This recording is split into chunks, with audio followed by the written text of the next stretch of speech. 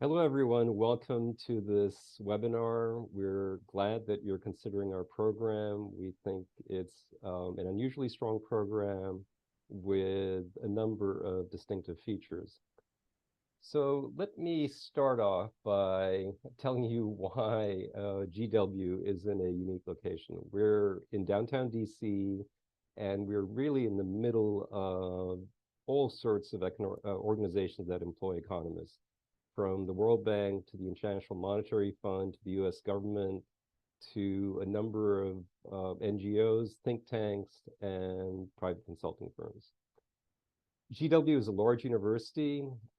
You will have access not just to the course offerings within our applied economics program and the economics department, but also have access to course offerings in our professional schools, and we have professional schools of public policy, public health, business, engineering, um, and even the law school. So there really are thousands of courses that you can consider taking while in our program.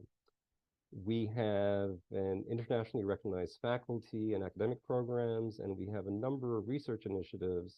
And I'll tell you about one of the new ones with the World Bank a bit later in this presentation. So what's special about our program? It's a STEM designated program, and this makes a difference to international students because it means that once you complete the program, you can apply for up to 3 years of optional practical training. Optional practical training is work experience that you can gain in the US after completing the program. The professors who teach our core courses are, to a large degree, practicing economists in the Washington, D.C. area. And they have their own networks, and the fact that they're practicing economists really does make a difference. I've had conversations with students in the program, including students in the program who did their undergraduate work at GW, and they find it very refreshing and appealing to be taught by practicing economists as opposed to just ivory tower economists. This really is a big plus of the program.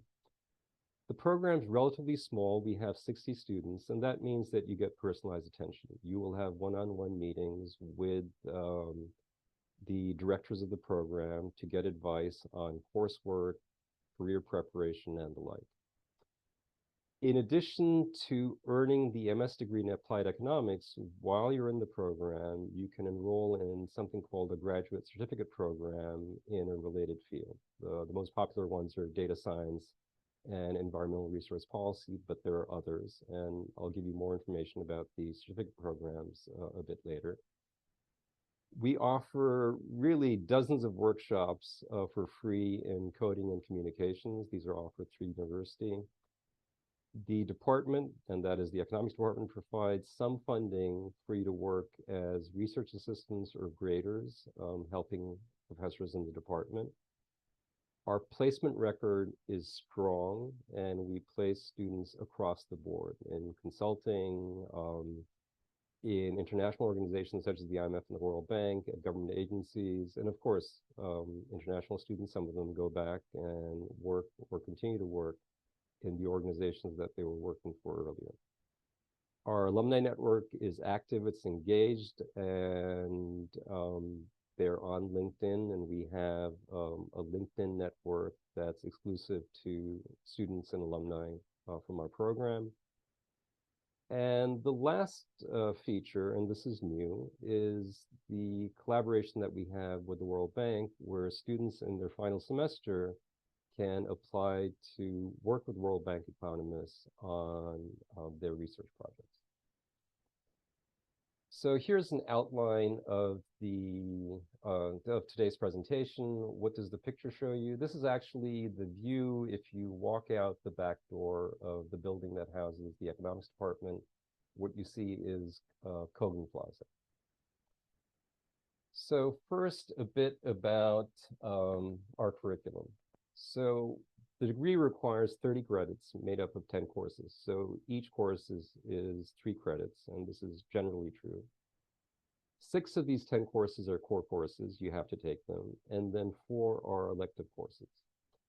Most classes meet once a week for 2.5 hours in the evening. This makes it easier for students who are completing the program part-time. We offer all 6 core courses each semester. This means that students can start the program in the spring semester or in the fall semester. Full-time students generally complete the program in 3 semesters plus 1 summer session. Full-time study is 3 courses per semester.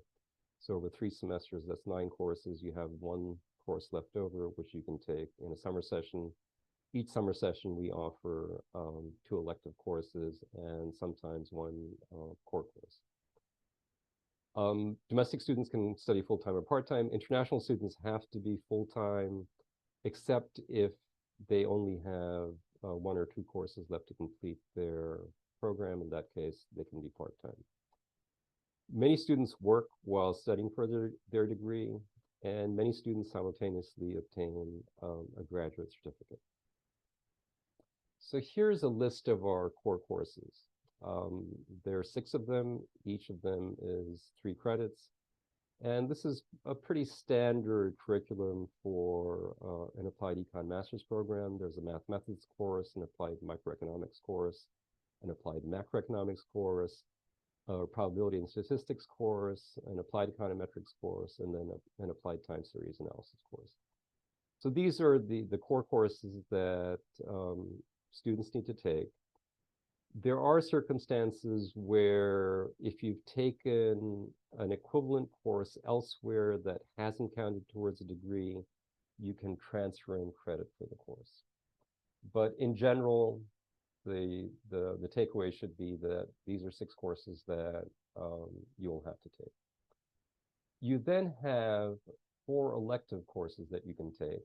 And what you see on this slide is a list of the standard elective courses that are offered by the Applied Economics Master's Program. So these are elective courses that have been offered recently, more than once. And as you can see, there's a wide range of them. Machine learning for economics has turned out to be the most popular elective this semester. Transportation and supply chain economics has also been very popular. But there are others listed here. So these are electives routinely or regularly offered by the Applied Economics Master's Program itself. But you can also take electives offered by the economics department in which we're housed. And this slide shows you standard electives offered by the economics department that students in the MS program have taken. And again, wide range from economic development to technological change, to international finance, to international macro. And then each semester, there'll be some specialist topics courses that, and the topics vary from one semester to the next. But in addition to all these courses, as I said earlier, you have access to courses offered elsewhere in the university. And this is just a small sampling of those courses. So the data science program obviously offers courses in data science, data visualization, data warehousing. To take the data science courses, you need to be in the certificate program.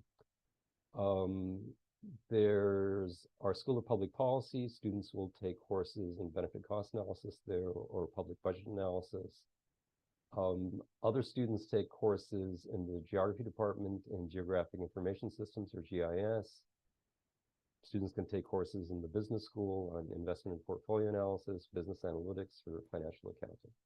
I just want to emphasize this is a small sample of the courses that are available outside our program and outside the economics department.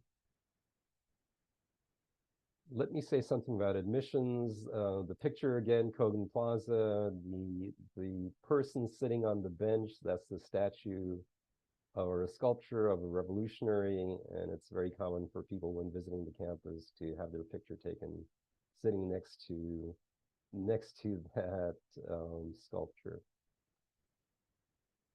So here are the program prerequisites. We expect you to have some prior exposure to economics, both micro and macro. And this prior exposure just needs to be the first year college course in micro and macroeconomics. And we're looking for at least a B grade in those introductory courses. We also require calculus, a single semester of college level calculus, because calculus is used in our core courses, and we're looking for a grade of B minus or better in college level calculus. Your cumulative GPA should be at least a 3.0 in your undergraduate degree. We also require a personal statement. It's sometimes also referred to as a statement of purpose, and this should be 500 to 1,000 words. And here's a tip. When writing your personal statement, tell us about yourself. Don't tell us about GW, why you want to study at GW. Don't focus on that. Tell us about yourself, what your background is, what your interests are, what your aspirations are. We also are looking for 2 letters of recommendation, and we realize that in some cases, especially if you've been out of school, it can be hard to get 2 letters from professors. So it's fine to get 1 letter from an employer, but it would be good to have at least 1 letter from a faculty member who can speak to your academic training. We don't require GRE scores. You don't need to submit them. If you have very strong GRE scores, go ahead and submit them. We do look at the whole application. So you might look at our prerequisites here and say, well, I didn't get a B grade in micro, I got a B minus in micro. Does that mean that I shouldn't apply? We look at your overall record. And suppose you have a B minus in your intro microeconomics course, but subsequently you took another econ course in which you have, say, a B plus. We'll take that into account. So we look at your whole transcript, we look at the trajectory of your performance as an undergraduate. And we realize that some degree programs are more difficult than others. An engineering degree program is difficult. High grades are more difficult to come by, and we take that into account. If you don't meet the prerequisites, contact us. But something I will say is that you will need to have prior exposure to micro and macro, and you will need to have a course in college level calculus. And if you haven't had these, you'll need to take these courses, and you'll have to take them at an institution that offers letter grades or offers numerical scores that can be translated into letter grades. And I'm sure I'll get questions about this, so don't hesitate to ask at the end of the presentation. Professor Malik, let me just interrupt briefly. I got a comment that your volume is a little bit low, Okay. and you are clear, but it is a little low. So I don't know if you can either like sit closer to the mic or Okay.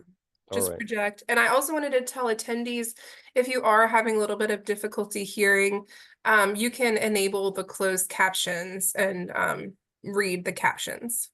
So yeah. So let me see. So give me a moment here, because I'm going to exit the slideshow so I can try to fiddle with my volume controls. Just give me a moment here. Yeah, no problem.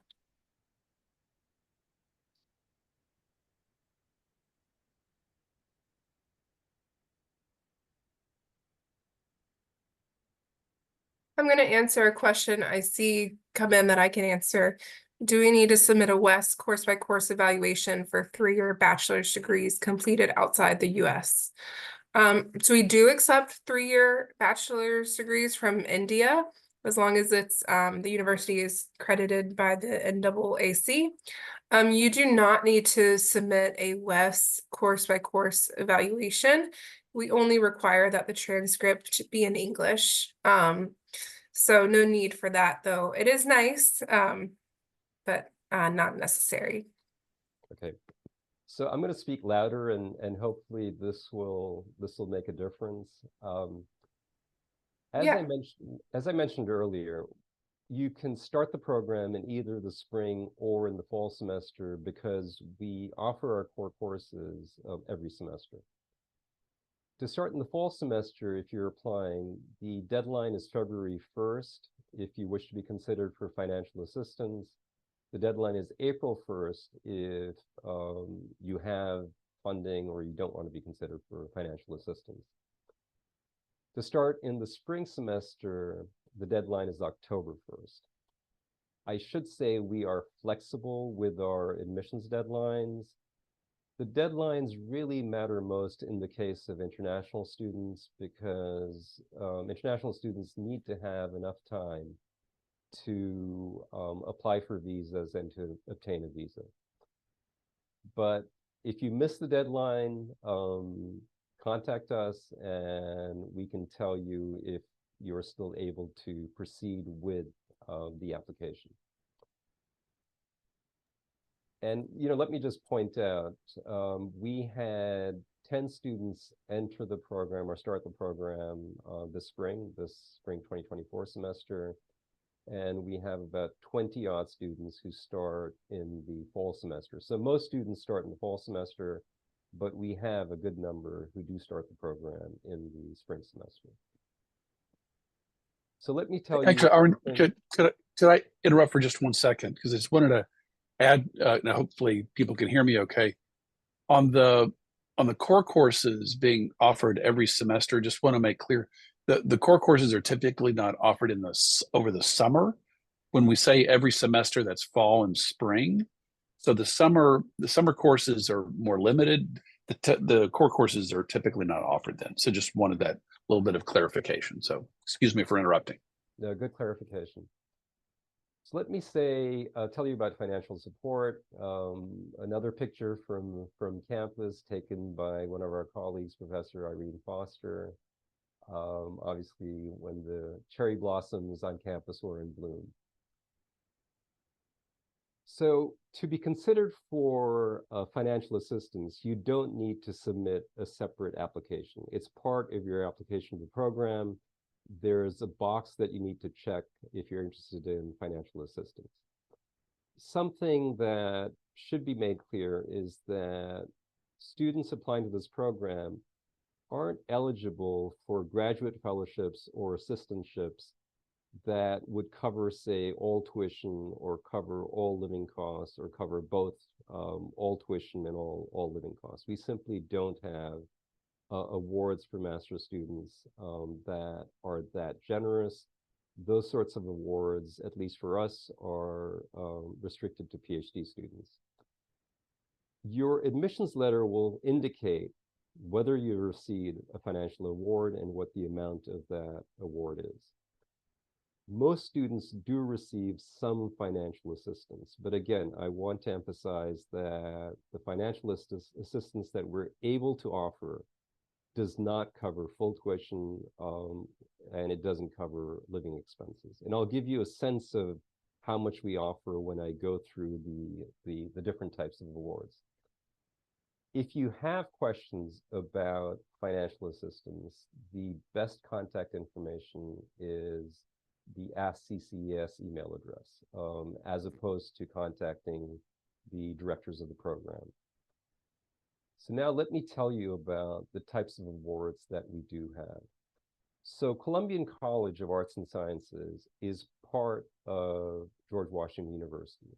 It's one of the schools within George Washington University, and we are housed, the Applied Economics program, we are housed within Columbian College.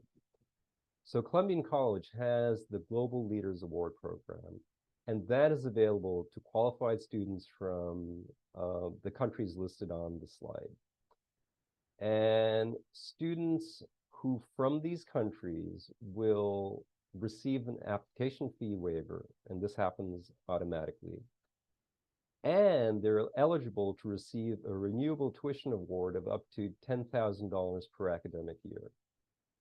So this would mean $10,000 per academic year, 3 semesters plus a summer if you're full-time to complete the program. This would mean in total, you're looking at an award of up to $20,000 in total over the course of the entire program. Not all applicants will receive the award. The awards are competitive, but to qualify, students must be citizens of one of the countries listed, and they must be studying on an F1 visa. Another type of award that we offer is for graduates of minority serving institutions. And these are institutions in the US that primarily serve minorities, and their local universities in the DC area, such as Howard, Morgan State, and the University of the District of Columbia, are all eligible minority serving institutions. There's a complete list of the institutions on our website, and the link is provided on this slide. And again, students from these institutions can request an application fee waiver. And in terms of the amount of financial assistance that's provided, it's of the same magnitude as the Global Leaders Award that I just described. Now, you might be asking yourself, well, I'm not from one of those countries eligible for the Global Leaders Award. I'm not from a minority serving institution. Does that mean that I'm not eligible for any financial assistance? And the answer is you can still be eligible for financial assistance through a Dean's Award or even through an award made by the program itself. And how much does the Dean's Award or a program made by the program itself amount to? We're looking in total at somewhere between $5,000 and $20,000 in total across the entire program of study. Again, these awards are competitive. It's not as if everyone will receive them, but many students do receive these awards if they're not eligible for the Global Leaders Award or for the MSI Award. In addition to these awards that are made at the time we review your application, once you're here on campus, you can get money by working on campus through jobs found through GW Student Employment Services. And students have worked on campus as statistical consultants in the Academics Commons, which is a part of the GW Library. They've worked as research or teaching assistants for faculty in a number of different departments and schools at the university. And again, you might be asking yourself, so if I get one of these jobs, how much could I make? It really varies. I would say the maximum salary for these positions that I've seen is $5,000 per semester. And this would be working as a teaching assistant for a professor teaching a course.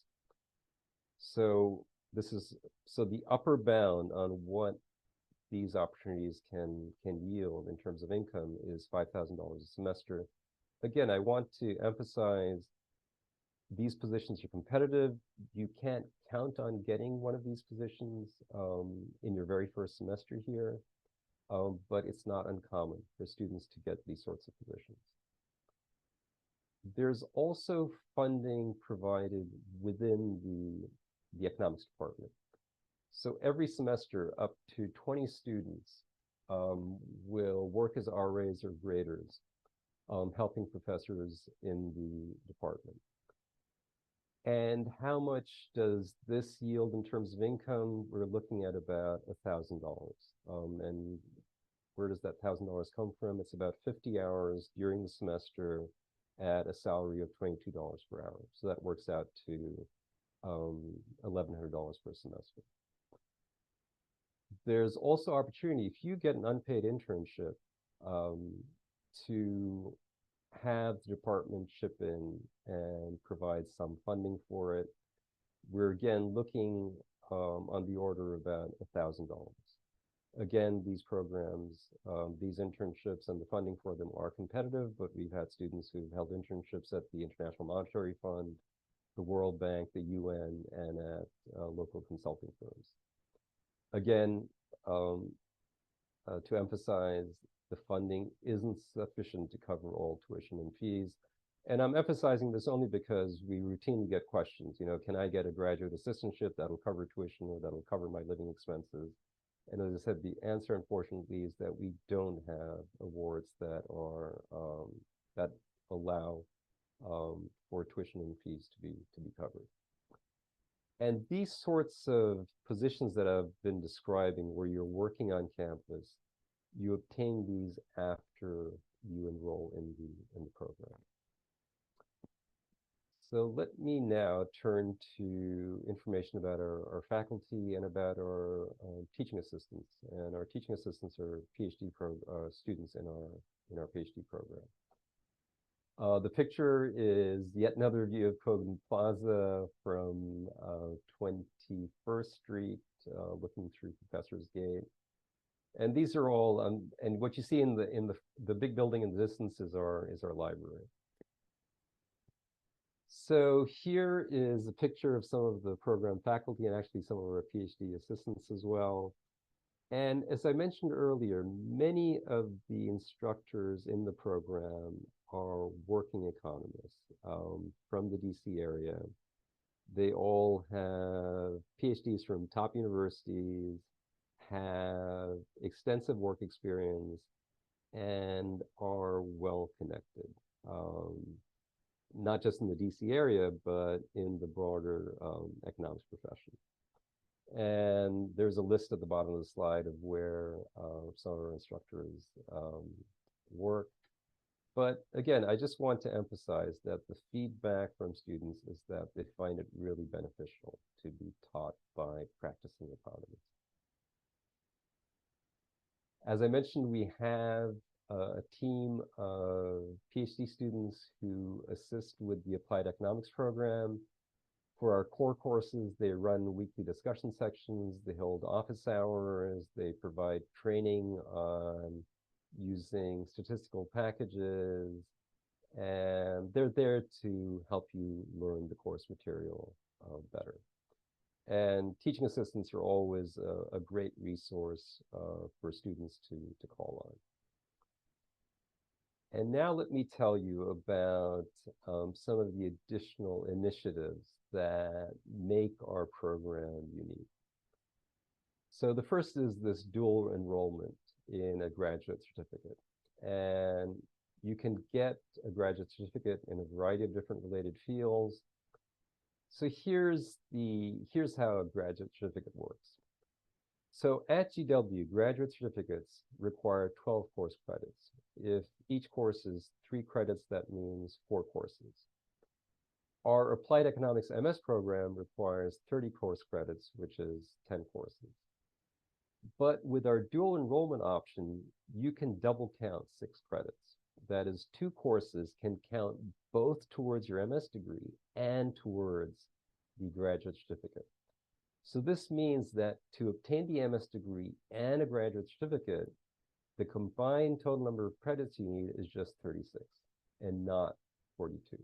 And so you're basically saving tuition on 6 credits or 2 courses, which is quite a bit of money. How do you apply for a graduate certificate? There's no separate application. What you do is you submit a request after you've enrolled at GW at the end of your first semester, or later than that even, for dual enrollment in a graduate certificate program. So this isn't something you need to specify in your application. It's something you do once you're in the program and after you've completed 1 semester in the program. I talked about the new initiative with the World Bank. And this started up this semester. We have 8 students enrolled in it this semester, and it's an opportunity for you to work with World Bank economists on their research projects. And doing this is equivalent to taking an elective course. So you get 3 course credits, and you get to work with World Bank economists on their research projects. As I said earlier, typically done in your last semester in the program. It is competitive, you need to apply, but we have 8 students who are doing this this semester, and we expect that number to be similar in the fall and next spring as well. We offer a free oral and written communications workshop to students. This is offered on 8 successive Saturdays, just about every semester. Each Saturday session is 2 hours. And it's a workshop designed to hone your communication skills as an applied economist. So it's designed for economists. And the workshop meets the requirements for the Certified Business Economist credential that's offered by the National Association for Business Economics. So this is one of the requirements to obtain that certification. We're also a pathway program with MIT's MicroMasters program.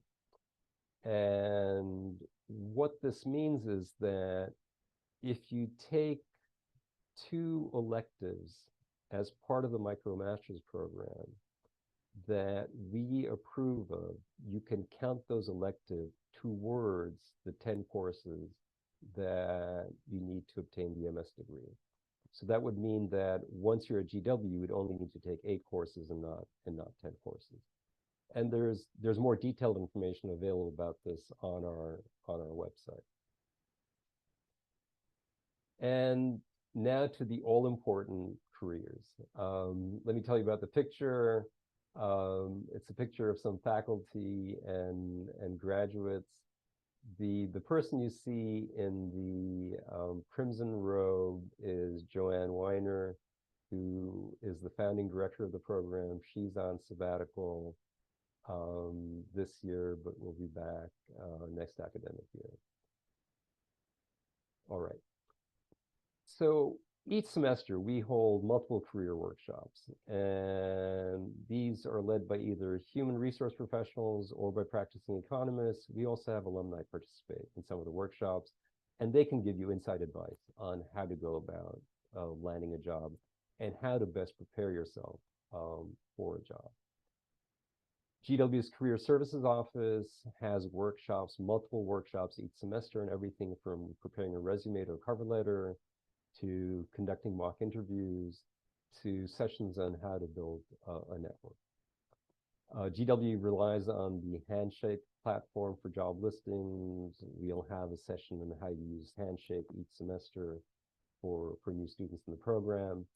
I mentioned earlier that we have a LinkedIn network for the program that helps you connect with program alumni to get their advice and to help identify job openings.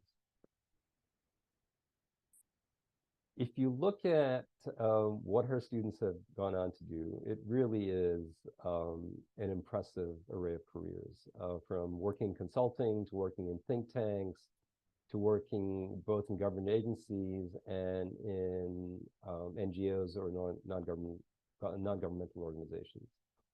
And we have a list of employers here, and it's literally across the board. We have alumni everywhere.